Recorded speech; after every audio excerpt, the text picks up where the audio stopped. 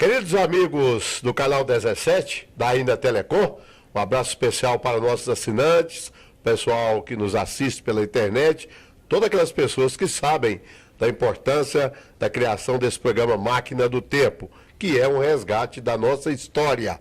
E, como é de costume, vocês que nos acompanham há muito tempo sabem que a gente traz aqui no programa gente importante que faz parte da nossa história, que tem história e que fez história e está conosco aqui nesse programa. Hoje é uma grata satisfação que eu recebo aqui no programa uma pessoa muito especial para todos nós, mas especial para mim, devido ao longo tempo que eu venho acompanhando a sua carreira política, a sua carreira dentro da história de Catalão. É o nosso amigo e querido Mauro Neto. Ô Mauro, que bom o senhor comigo aqui. É um sonho que eu tinha trazê-lo aqui comigo, pela inteligência do senhor, pela modéstia que o senhor tem, por tudo aquilo que o senhor já fez para o Catalão. E muita gente vai descobrir mais do Mauro Neto aqui hoje. Para mim é uma satisfação tremenda e até eu já assisti o seu programa algumas vezes e achei que é importante no sentido de resgatar parte da memória de Catalão. E eu venho aqui com muito prazer, com muita satisfação, não só também por ter a oportunidade de manter contato com a nossa população, que faz muito tempo que eu deixei de ser candidato, portanto, perdi um pouco do contato nesse período. Ô Mauro, quando o senhor fala que muito tempo o senhor não candidata, perdeu um pouco de contato com o pessoal, justamente o programa é para isso mesmo. É para sempre as pessoas ficarem em evidência, porque as memórias são curtas. Uma pessoa igual o senhor, que já teve muitas realizações em prol da nossa cidade, em prol do estado de Goiás, não só como deputado, mas como engenheiro, cuidando de vários assuntos de interesse da comunidade, que nós vamos chegar lá agora mesmo, às vezes o senhor passa e está passando despercebido. A juventude precisa saber quem é essas pessoas, no caso seu, especialmente, porque tem muita coisa plantada sua aqui, que tem gente que mora em casa da Coab e não sabe que a Coab veio para Catalão através da pessoa do senhor. Bom, não foi exatamente a Coab que veio através de mim. A Coab já existia. Não, mas diga assim, as casas que foram implantadas aqui. São 150 casas, as últimas que foram construídas pela Coab, lá no bairro Castelo Branco.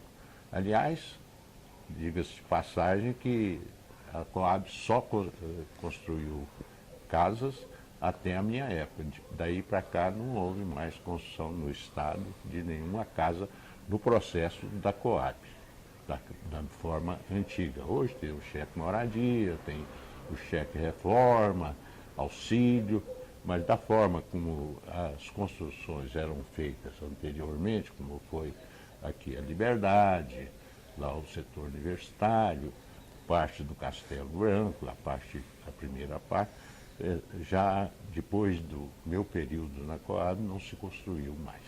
Vamos dar uma ré na máquina do tempo, né? Vamos engatar uma ré na máquina do tempo, vamos voltar lá para a juventude do Mauro Neto. Como que foi, Mauro? Foi uma juventude. Eu, praticamente por fazer parte de uma família de políticos, eu sempre militei em política desde criança, desde a idade. Eu já dirigia com 14 anos, na campanha do Juscelino, eu ia buscar eleitor na zona rural, e sempre participando de política.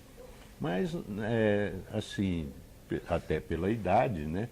E depois saí, fui estudar, e quando estava cursando engenharia lá em Goiânia, eu cheguei a ser o presidente do diretório acadêmico da Escola de Engenharia. E naquela época a política estudantil tinha uma atuação muito grande na política nacional. E não só nas coisas referentes à universidade, à educação de uma maneira geral, como também na política partidária. Certo. Aí abrangia ali a UNE, essas coisas assim, mano? A UNE era nacional e tinha em cada estado a União Estadual dos aqui estudantes de Goiás e outros estados, cada um com a sigla referente àquele estado. Mas tudo ali ligado Tudo, à coisa única ali, né? E cada escola tinha o seu diretório acadêmico, cada faculdade tinha o seu diretório acadêmico. Lá em Goiânia tinha o da medicina, tinha o da engenharia, tinha o da farmácia, direito, cada Sei. faculdade existente. E foi na nossa época em que federalizou a Universidade de Goiás.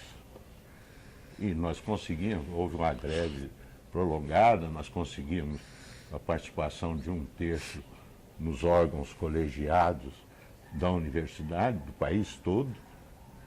E com isso a política estudantil foi tomando vulto. E veio 64 e deu uma... Sobrou para você, amor? Conta pra gente como é que sobrou para você. A luta dentro da escola, da própria escola, tinha professores que eram do golpe militar, professores que eram contra, alunos, uns favoráveis, outros contra. E houve, principalmente na escola de engenharia, uma perseguição muito grande, porque nós éramos muito atuantes com relação aos problemas da Universidade de Goiás. E também nos problemas políticos. Havia uma participação muito grande, não só dos estudantes universitários, como dos estudantes secundaristas também, a UGES. A UGES. Em função disso, eu enfrentei um IPM. Você era presidente acadêmico na época? Não, eu já tinha saído. Você já tinha saído. Mas exercia ainda liderança Sei. lá na minha escola. Sei. E ligações com as outras também, né? E então, com isso, veio esse IPM, eu fui enquadrado como subversivo, comunista, e o processo foi lá para Juiz de Fora, para auditoria militar. Você chegou a ser detido, Mauro? Detido assim, preso, não, mas eu fiquei 24 horas com um soldado armado atrás, se eu quisesse fugir, ir no banheiro, ia soldar, numa audiência da Justiça Militar, lá em Goiânia. Nós entramos às 2h da tarde, vamos sair às 2h da tarde do dia seguinte. Nessa audiência, várias pessoas, inclusive meu pai, saiu dali preso. Em Juiz de Fora, mano? Não, em Goiânia. Em Goiânia. E chegaram a pedir a minha prisão. E ela ia ser concedida. Sei. Mas houve na época, o governador de plantão era o Ribas, Marechal Ribas. Sei.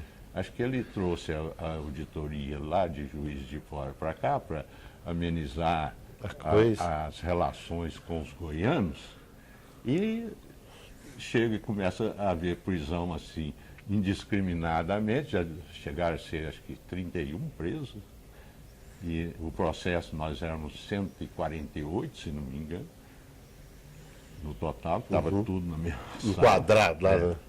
Então, aí resolveram abrandar e eu escapei.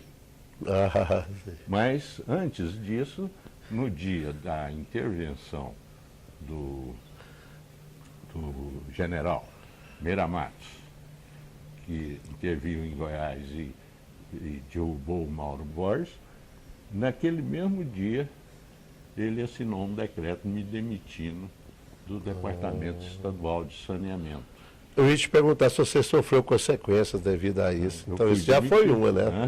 Essa já foi uma. Fui demitido e depois o antigo departamento hoje é o Saniago. E depois veio os relatórios do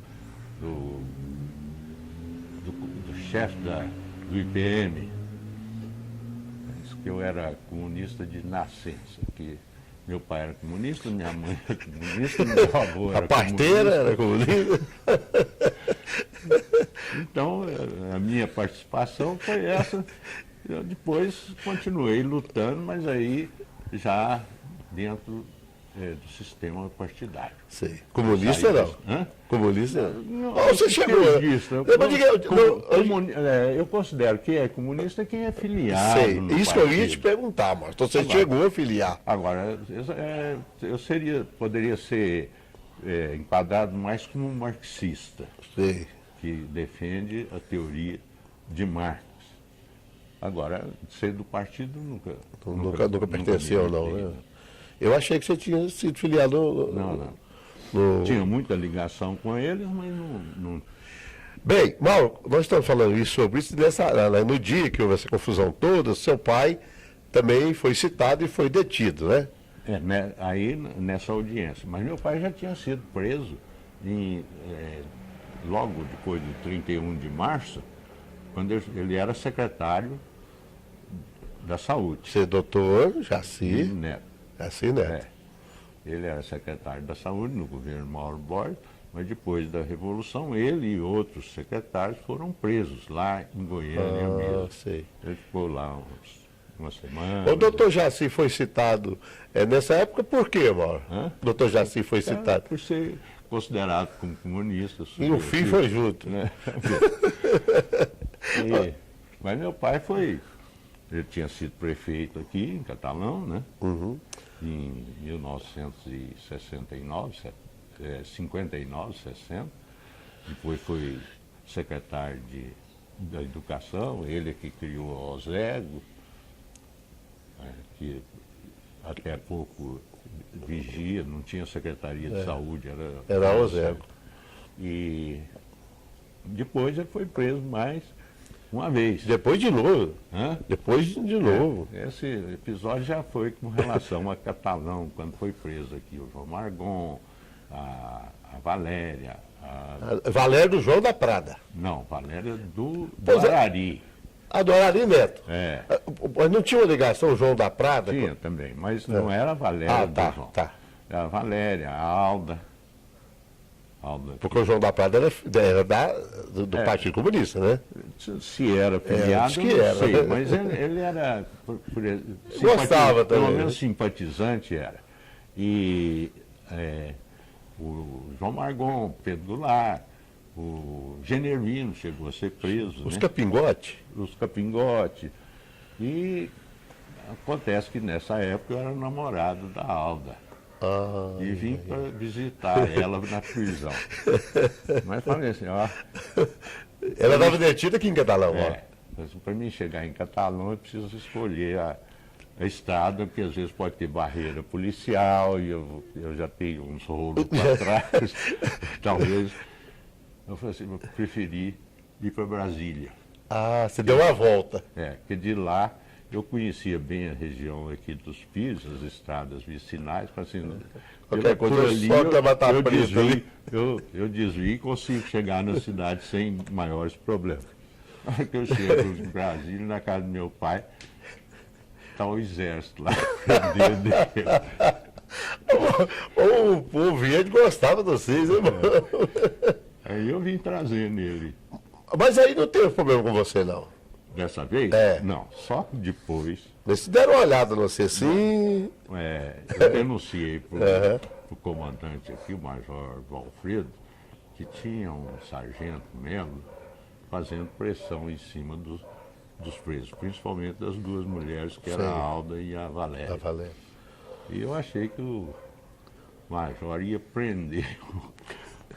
Depois da denúncia, eu falei assim, acho que o senhor não está sabendo, né? Ele falou assim, não estou sabendo disso. Você tinha quantos anos, Mauro? Nessa época eu tinha 25 anos. 25 anos. Novo. Aí, ele... Não, nessa época... Que foi antes do senhor casar, né? Era 25. E aí, ele saiu, foi lá para o acampamento, a hora que eu vejo, estava na porta do panificador, passa os jipes assim, com metralhadora apontada pro lado da...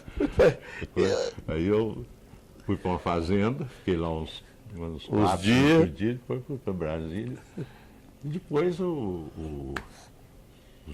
Supremo, o STF, Supremo Tribunal Federal, acabou com o processo montado porque ele não tinha cabimento legal.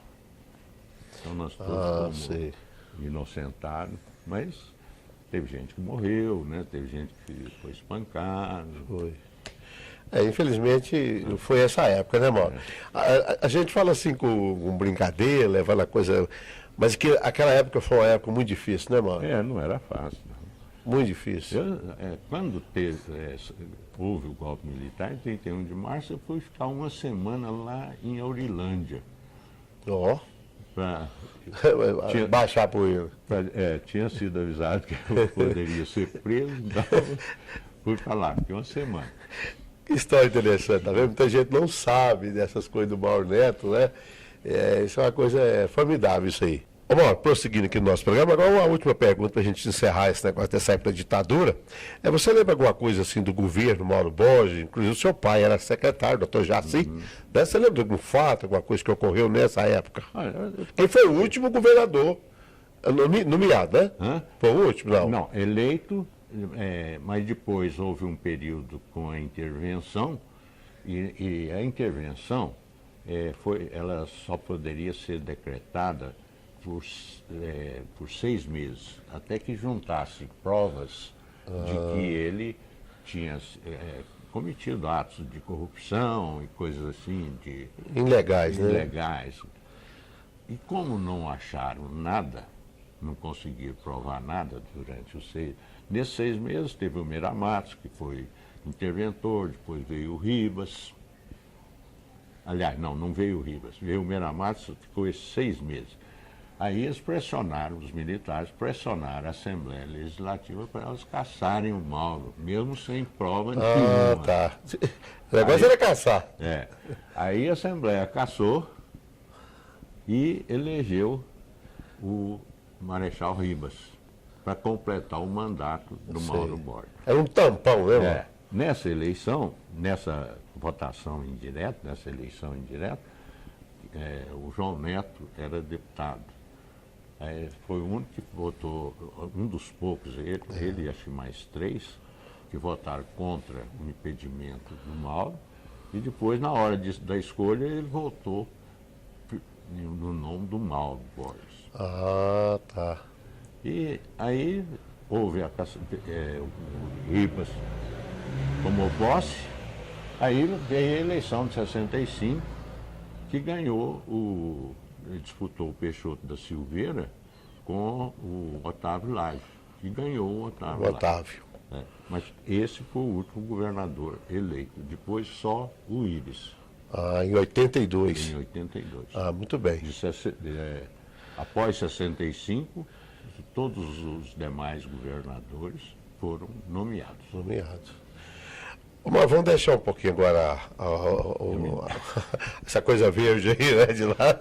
Vamos falar mais, só mais aqui catalão. Mauro, como que surgiu a sua vontade? Por quê? Como que você... Vou candidatar agora. De que maneira que surgiu essa ideia? Claro que estava no sangue, já precisava de aflorar, né, Mauro? E quando meu pai foi prefeito, eu fiquei ajudando ele na prefeitura. Sei. Então, eu tinha muito contato com a população desde essa época. Depois eu saí para estudar fora, né? Mas eu administrava as máquinas da prefeitura e meu pai procurando arrancar dinheiro lá no Estado e lá na União, que a receita da prefeitura naquela época era irrisória.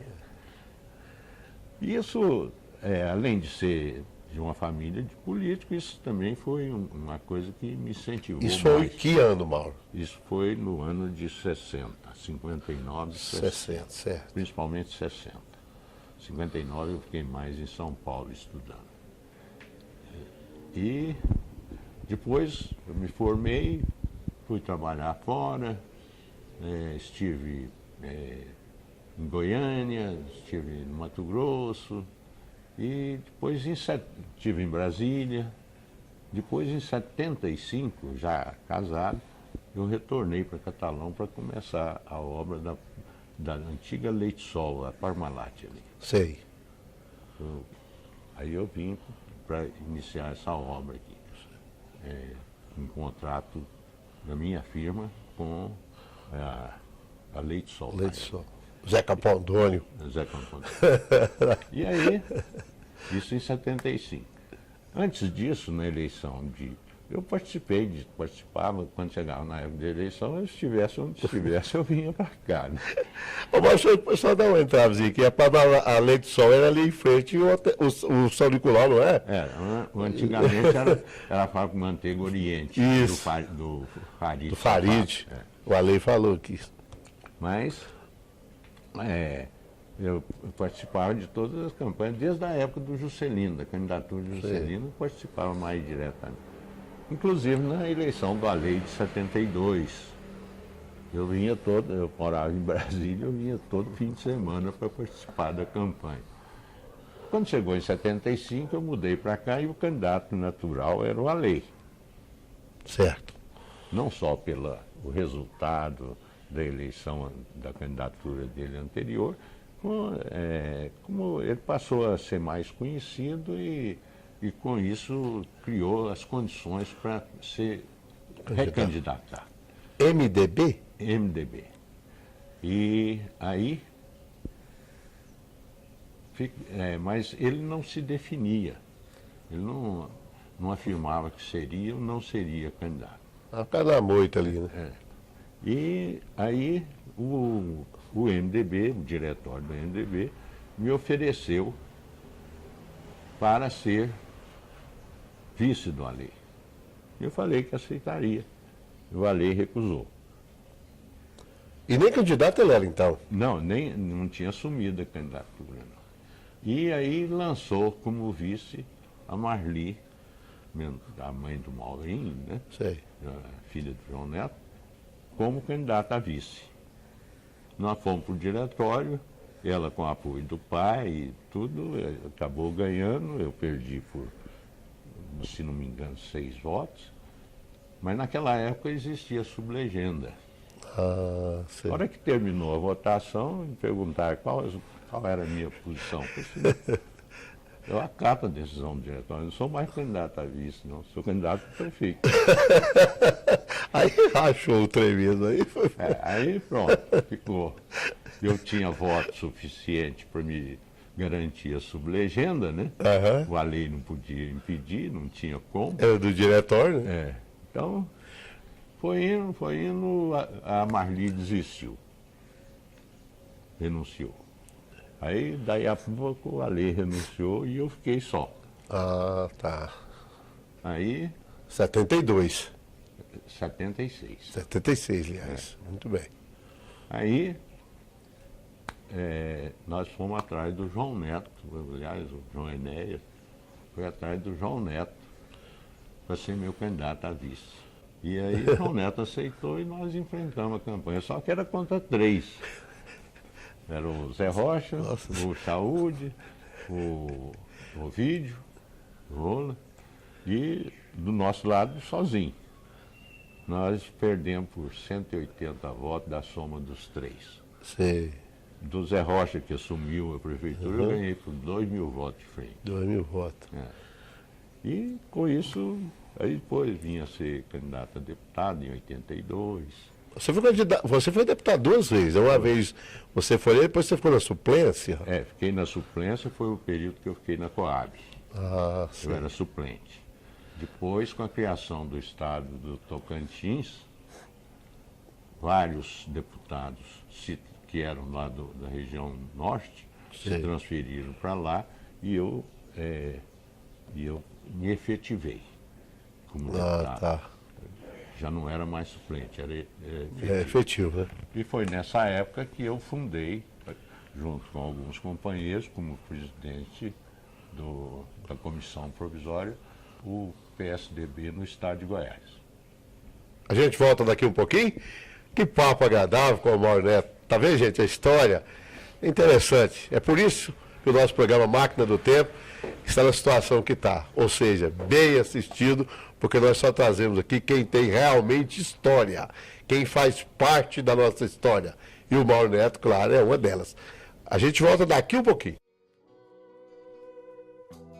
Sem querer fui me lembrar de uma rua e seus ramalhetes, seu amor anotado em bilhetes daquelas tardes. No muro do Sacré-Cœur, de uniforme e olhar de rapina, nossos bailes no clube da esquina, quanta saudade.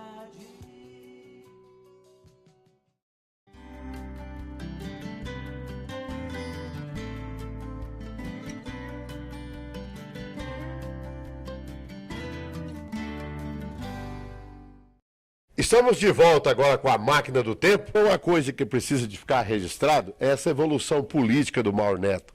Essa coisa que o Mauro Neto carrega com ele, que é a democracia geral. Tanto é que na campanha de 96, ele apoiou a Lei Margot contra a candidatura do Eurípides Pereira. Quer dizer, isso mostra quem é realmente o Mauro Neto. De fato, foi uma decisão, apesar dos antecedentes, das divergências políticas que nós tivemos, que eu achei que naquele momento ele seria o melhor candidato. E por isso o apoiei. Antigamente a Maria Fumaça recarregava de lenha, carvão, e é aquela máquina puxando vários vagões. A nossa máquina do tempo também vai, mas ela deu uma embalada, nós chegamos pertinho de falar do PSDB, da fundação, com o Mauro Neto presente, tudo. Mas de repente a gente sabe que tem que dar uma resinha, vamos voltar um pouquinho lá atrás, porque nós não podemos deixar de antes falar dessas outras coisas que está avançando já dentro do trio de ferro da máquina do tempo, do pessoal da família Neto. Ô Mauro, eu queria que você abrangesse mais, falasse mais com a gente sobre os netos, a família Neto, porque é importante esse registro, sabe, Mauro? Bom, durante o período da ditadura do Getúlio Vargas, que durou de 30 a 45, aqui em Catalão, quem dominava a política aqui era Jorge Sampaio. Após o final da guerra de 45, houve a derrubada do Getúlio e foi feita uma nova Constituição e marcou-se a eleição em 1947 para prefeitos, para governadores. Aliás, prefeito 47, governador eu não tenho certeza se foi 47 ou 48, mas foi mais ou menos no mesmo período. E o João Neto foi candidato aqui. Ele teve 2.000 e tantas assinaturas de populares pedindo a ele para se candidatar. Ele foi candidato e ganhou, acho que com 2.000 e tantos votos de frente, quando naquela época... Eu ia perguntar, 2.000 e tantos votos, né? E foi eleito, bem sucedido, era muito popular, não teve nenhum outro líder aqui em Catalão que o suplantasse. Jamais. E foi elegendo os prefeitos seguintes. Na eleição seguinte, ele saiu candidato a deputado estadual, foi eleito e elegeu o Ciro Neto. Pai do João Neto. Pai do João Neto, prefeito. E ele, deputado. Ele foi para a Assembleia. Na eleição seguinte, de 54, ele lançou o professor Chaúde. Foi candidato a deputado federal e o Mário Mendonça Neto, filho dele, foi para estadual. O Mário foi eleito, mas ele não. Os votos foram insuficientes. Para federal. Para federal. 1954. 56 veio a eleição para presidente da República, do Juscelino. Depois, em 58, veio nova eleição para prefeito. Que o meu pai, Jaci Neto, foi candidato. E foi eleito. E em 60... Você lembra a sigla, Mauro? A sigla? Bom, é porque o Jaci, né? O meu pai era do PTB e o João Neto era do PSP, que era o Partido Adhemar de Barros. Partido Social Progressista. E houve uma coligação entre PTB e PSP e lançou meu pai. Na eleição seguinte, o João Neto lançou o Ozark, que ele já tinha derrotado 2 vezes anteriores, contra o Chaúde e contra o meu pai. E aí ele lançou ele e conseguiu eleger O Ozark Leite. o Ozark Leite. Como vice ficou o Paulo. Mas o Ozark veio o golpe militar, caçaram o mandato dele e o Paulo concluiu. Paulo meu. Paulo Umbel. E na eleição de 65, foram candidatos o Arédio, com apoio do João Neto, e o Leovil. E o Arédio perdeu. Leovil e Bento? Leovil e Bento? E o Arédio perdeu a eleição. Mas naquela época a pressão militar era uma coisa terrível. E principalmente Catalão. Catalão era muito visado. O Estado de Goiás como um todo, o Brasil como um todo, o Estado de Goiás também por causa da atuação do Mauro Borges, e Catalão por causa da atuação Vocês. dos Iracensos. E aí o Arédio perdeu a eleição. Na eleição seguinte, o João Neto se candidata e ganha. Vice dele era quem? Tem que mexer com Zé você. Teodoro. Zé Teodoro.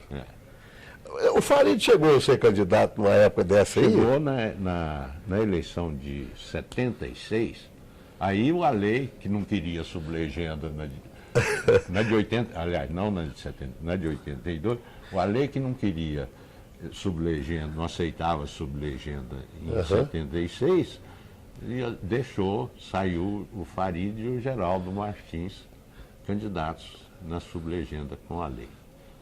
E o Alei foi eleito. MDB. Não dependeu, acho que nem dos votos da legenda, legenda, não. Acho que ele ganhou. Naquela época o Willis carregou todo mundo, né, Mauro? Foi uma eleição assim que o Willis teve uma influência muito grande. Bom, isso. Aí o João Neto foi candidato em 69. Foi eleito. Eleição seguinte, de 72, foi candidato o Alei e o Silvio Pascoal. O Silvio Pascoal tendo o Paulo Umbel como sublegenda. Sei. O Silvio ganhou. Depois, em 76, nós já falamos, foi a que eu saí candidato. Ô Mauro, nessa época que o Hélio Pascoal ganhou a eleição, começou os mandatos dos Pascoal, né? Foi que deu aquela.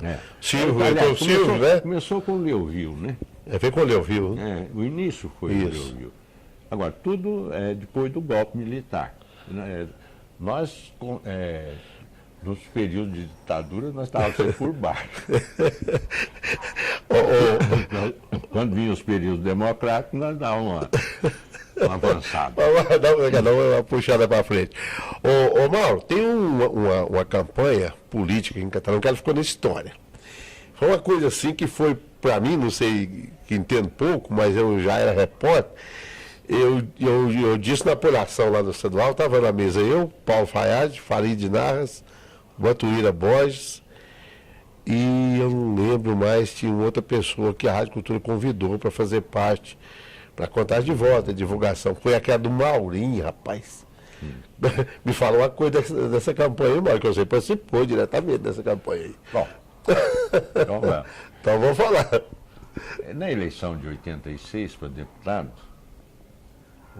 a lei lançou contra mim o Arédio. E aí eu acabei ficando na suplência. Quando chegou na eleição de 88, para prefeito, a lei lança o Maurinho candidato. E fizeram um acordo lá, sem a minha participação, em que o Alei indicava o prefeito, que era o Maurinho, nós indicaríamos o vice, o estadual seria de um, o federal seria de outro. Na realidade era para me passar uma rasteira em mim. Passar o rodo no seu, Mauro. Aí o diretório, o Alei tinha maioria no diretório, então isso era uma decisão meio pacífica, mas precisava que o grupo ligado a mim indicasse o vice. Primeiro, se apoiava ou não o acordo. Aí eu me omiti. E ganhou. Por quê, Mauro? Hã? Por quê? Porque eu sabia que aquilo era um golpe que estavam querendo dar em mim. Aí eu me omiti e ganhou apertado para manter o acordo com o Alei. Sei. Aí, bom, o passo seguinte seria nós indicarmos o vice. Lançaram para vice dentro do nosso grupo, não do partido como um todo, só o nosso grupo. Sei. Porque o partido estava dividido. E lançaram candidato o Fernando Lorenzi e o Toninho da Cachela. E eu me omiti outra vez. Ah, tá. E sabia que ia ganhar o Fernando, porque tinha o apoio de João Neto e coisa toda que... Aí também tinha mais evidência na época, né? Então, como de fato o Fernando ganhou, a margem meio pequena. Aí queriam que eu assinasse o acordo, eu me recusei. Lá levaram o acordo. O processo não estava te agradando, Não, não? era para me derrubar mesmo. Porque o Fernando Safato queria ser candidato a federal. Houve uma reunião na casa dele que o pessoal da lei aplaudindo ele para federal, né? Quer dizer que o estadual ficava com a lei, né? Eu ia. Tá, entendi. Então, Isso é inteligência política, hein, gente? Dá para você entender isso aí? Essa cabeça. aí eu comecei a articular com o PFL para mim ser candidato. Claro. Mas eu ainda era do PMDB. E acontece que eles rejeitam o Fernando. O grupo do Alei rejeita o Fernando. Ah, certo. Aí voltou todo mundo. Aí botou a demanda. Aí eu saí do PMDB, aluguei um partido, aí foi aluguel mesmo. Sei. Eu Quem aluguei foi? O PL, PL. e me lancei candidato a prefeito, junto com o doutor Abadia, como vice. Certo. Lembro também. Saiu o Maurinho, aí o Toninho da Cachela acabou saindo candidato com o Maurinho, lá Isso. no grupo do Alei. Saiu o Aguinaldo, E a Maria da Glória. a A Maria da Glória. e o Joanéias. Então era 4 primos. Era. Era assim. E nesse bate-papo nosso vai sair uma foto, né, Navilhão? Que tá um debate que nós transmitimos lá no Colégio Mãe de Deus. Tá lembrando? Eram 4 primos. Era 4 primos. Mas não era esse negócio de fazer política de familiocracia, não. Era briga. ferrado. Não era. Foi assim, não, vamos nós 4, que qualquer um ganhar, acolhe os outros. Não tinha isso, nada né? disso. Muito pelo contrário. Ô Mauro, nós brincando aqui, falando sobre que o negócio era ferrado, apesar de família. Qual foi o momento assim mais quente da campanha? Um momento assim que você acha que tem que destacar dessa campanha? Olha, a minha candidatura, ela era uma dissidência, né? Dentro do PMDB, no outro partido, mas ela foi criando corpo e começou a disputa ficar muito polarizada entre eu e o Maurinho. Muito bem. A disputa ficou entre nós dois. E o Aguinaldo se aproveitou, Correu por fora. no vácuo, Comeu pela acabou beirada. ganhando a eleição. Perdeu os dois e o Aguinaldo. A Maria da Glória falou realmente sobre isso aqui, quando ela esteve. Eles ficam rodeando por fora assim e chegaram, né? Pois é, mas eu lembro muito bem que quando na apuração. Peraí lá.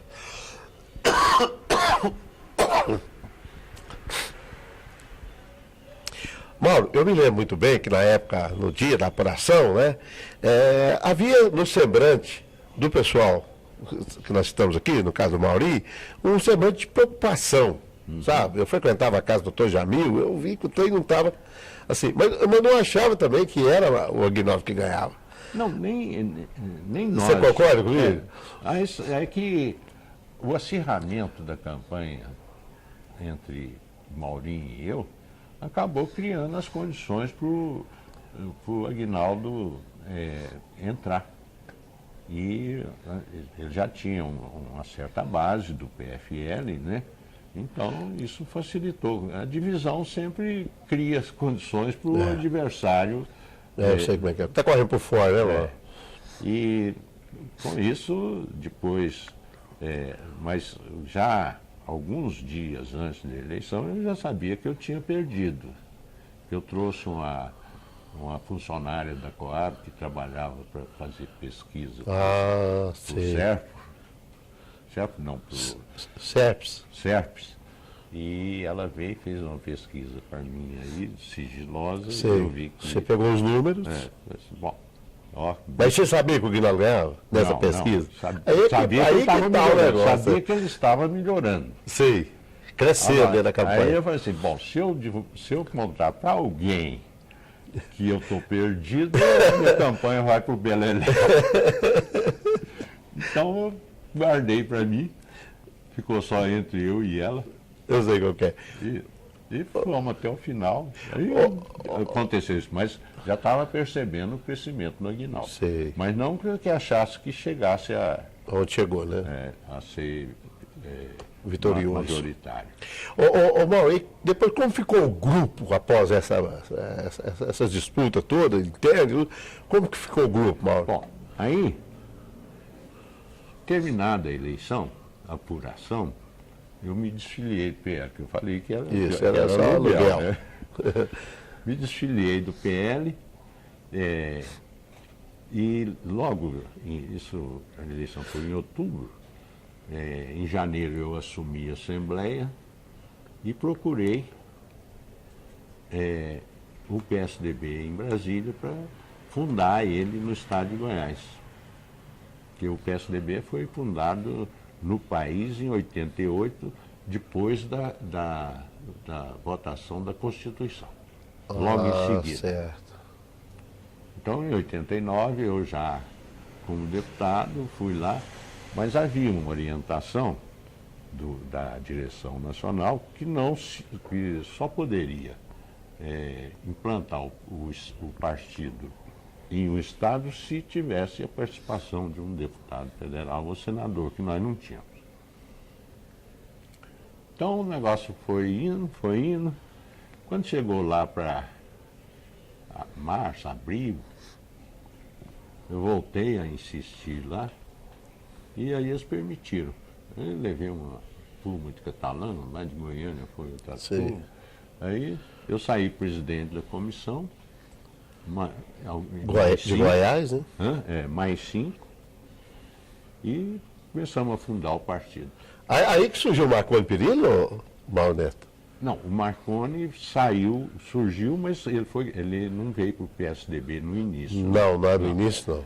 Veio, o Santino deixou no PMDB o Marconi, candidato a deputado estadual, e o Faleiros, candidato a federal. Os outros todos ligados ao Santilo vieram para o PSDB e se candidataram via PSDB, Fernando Safata, Sei.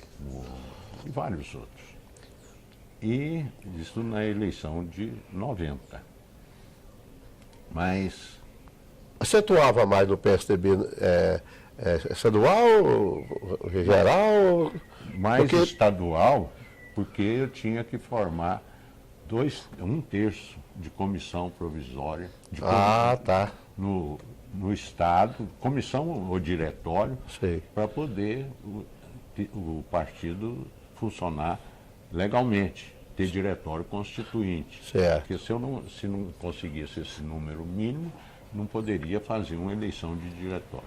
E eu consegui fazer antes da eleição do Mário Covas, da candidatura do Mário Covas. Mário. E depois, isso em 89 ainda. Aí fizemos diretório, tudo, eu fui primeiro presidente eleito. E aí veio a eleição de 90. Eu negociei pelo PSDB, eu era o negociador, com o Irã Saraiva, que era candidato a governador pelo PTB.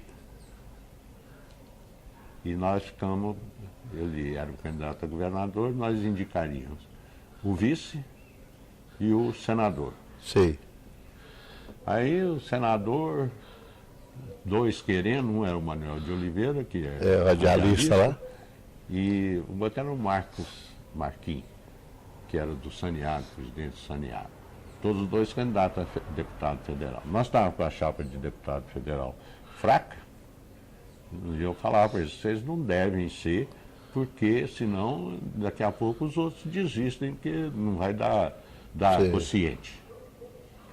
Mas eles insistiram, o Marquinhos depois desistiu, o Manuel de Oliveira insistiu, aí eu saí candidato. Eu lembro também que vocês estão. Ganhei da convenção e fomos para a campanha. Mas o Irã cresceu feito rabo de cavalo. Foi rápido, né? No início ele estava com uma perspectiva assim, razoável, né? Era difícil ganhar do Íris, né? Mas estava com uma perspectiva razoável. Mas depois Deu aquilo nada para a baixo. parte desmoronou. Ô, Mário, continua falando mais do PSDB, que é interessante, nós queremos chegar aí, onde é que nós. Aí, bom, depois até o próprio Santino veio, o Fernando veio, o Marconi veio, mas vieram já numa época um pouco depois. E depois, como eu sou ex-futuro senador, Sei. Ex-futuro. então aí eu não tinha mandato estadual, tudo. Aí houve uma eleição, o partido passou o presidente passou a ser outro, e eu vim para Catalão, aí fui ser candidato a vice do João Seba. Então nós temos com o cartaz ali, né? Me conta dessa candidatura, Mauro. Bom, nessa época, o João Seba estava numa preferência tremenda. Estava crescido mesmo. 60 e tantos por cento, 70%. E nós fizemos uma coligação. Eu como vice, pelo PSDB e ele PFL. Mas também foi igual ao Irã, cresceu. Você lembra para quem que vocês perderam? Hã? Você lembra para quem? Perdemos para o doutor Zé Moreira? Zé Moreira. O Zé Moreira e o Fernando Neto. O Fernando Neto. Como está o Mauro Neto hoje, hein? Eu, A política continua respirando. afastado de candidatura há 20 anos. A candidatura está no balão de oxigênio? Não, tá. Esse tipo de política. Acabou mesmo? Ó. Acabou mesmo. Mas você aguenta, Mauro, ficar fora? Não Você é dá uns fácil. pitacos, né? Não é fácil. Aliás, eu já não saí totalmente de candidatura faz 20 Sei, anos. que não isso eu sou, sei. Desde 94, a última Não candidatou mais. Porque, primeiro, As campanhas campanha caras, hoje né, é Mauro? dinheiro. E se você primeiro não tem e empreiteiro não investe em mim, não. Sabe que o dia vai ser gasto do outro jeito. Ô, Mauro, você vai empreiteiro no Investe em Mim. Uma vez, certa feita, eu estava no alpendre da casa do Dr. Jamil, e você era deputado. E nós estávamos jogando torrinha, Vasco Flamengo, lá eu estava até perdendo, normal, né? O Vasco está perdendo o Flamengo, estava perdendo e tal. Você era deputado, você passou numa Brasília que ela estava quase desmontando de velha, né? Aquele barulho. Passou o Dr. Jamil e falou assim para mim, assim, ó, muito honesto, muito direito, não vai arrumar nada na política para poder beneficiar ele. O Dr. Jamil falou isso para mim. E eu não tinha conhecimento com você naquela época, assim, só oi, não. E de repente ficou evidenciado que o doutor Jamil foi muito sábio nessa colocação desse, rapaz. Eu acho que ele foi bondoso. Né? Não, Mauro, você não tem. Nós era muito amigo. Não. Acho que ele foi muito Não, benevolente. eu concordo com ele, mas o povo também concorda com ele, porque você é ficha limpa, Mauro. Você a gente, né, não é porque está na sua presença, porque sempre quando tem alguma coisinha assim, às vezes a gente pula, não pergunta aquela pessoa, aquele negócio.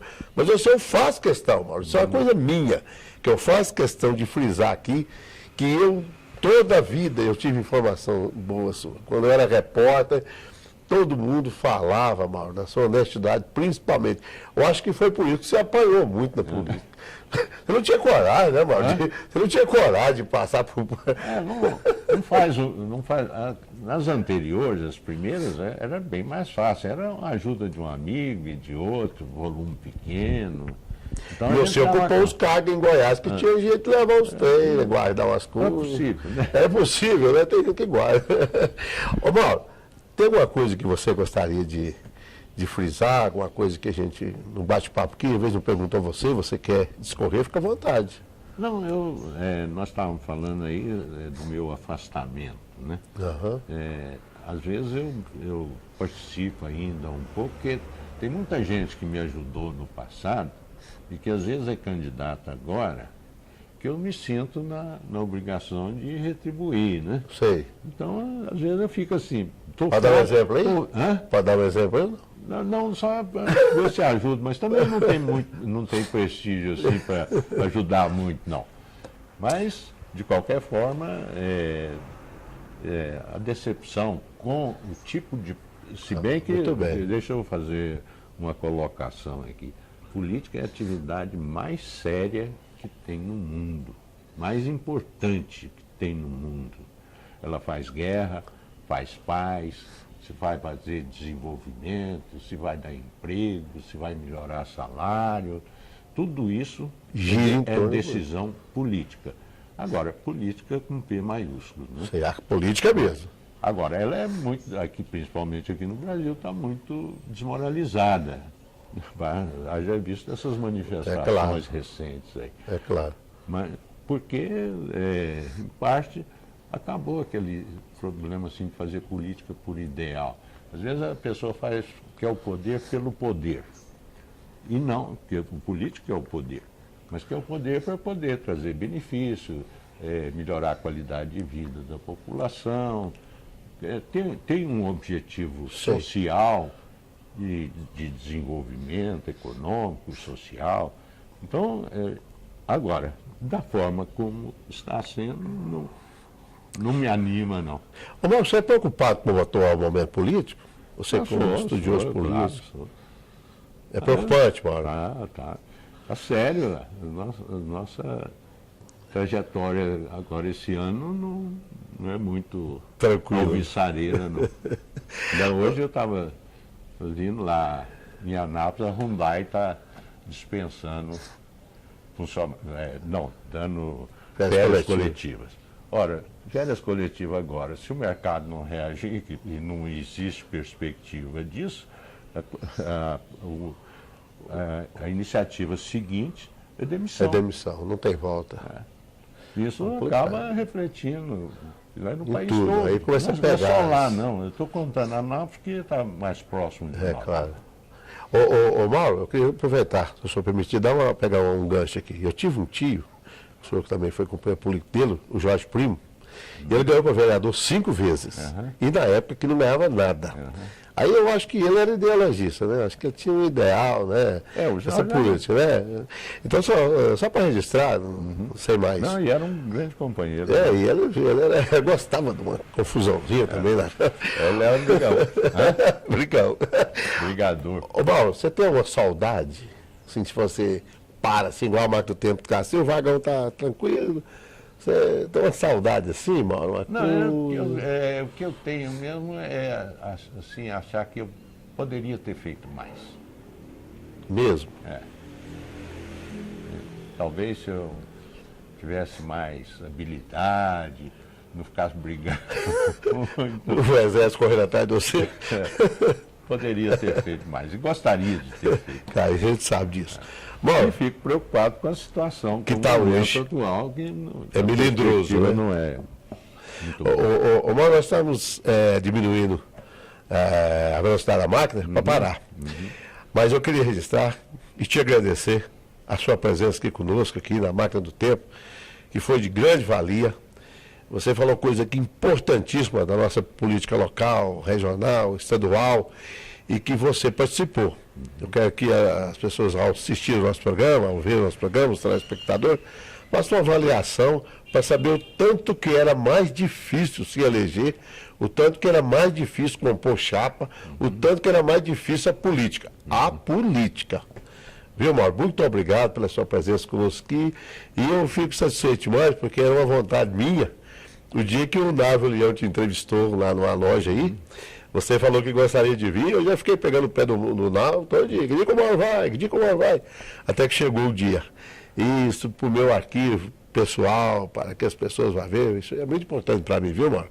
Muito obrigado. E eu fico muito grato dessa oportunidade, não só de estar aqui batendo um papo sobre a história do Catalão, que eu gosto muito, como também a oportunidade de renovar os contatos com a população, trazer informações que são de interesse, que a memória é meio curta. É muito curta. Seria, na medida que a gente vai aumentando o acervo de memória, vai criando possibilidade de uma maior divulgação, né? Claro. Eu agradeço muito a você, ao Návio, pelo convite e me coloco à disposição toda vez que quiserem, estou às ordens. Muito bem. Vocês viram que hoje, na Máquina do Tempo, um programa com uma pessoa muito importante para nós aqui de Catalão, que tem história, que fez história, participa da nossa história. Esse é o intuito da Máquina do Tempo, trazer para você essas coisas importantes para que fique gravado na memória. Isso é arquivado, é mostrado na TV, no canal 17, da Ilha Telecom, mas isso aqui vai ficar gravado para sempre, esse papo que nós batemos aqui com o nosso querido amigo Mauro Neto. Agradeço a todos vocês pela oportunidade de ter nos visto e até outra vez.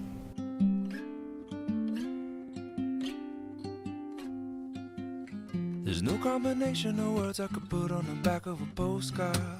No song that I could sing, but I can try for your heart. And our dreams, and they are made out of real things.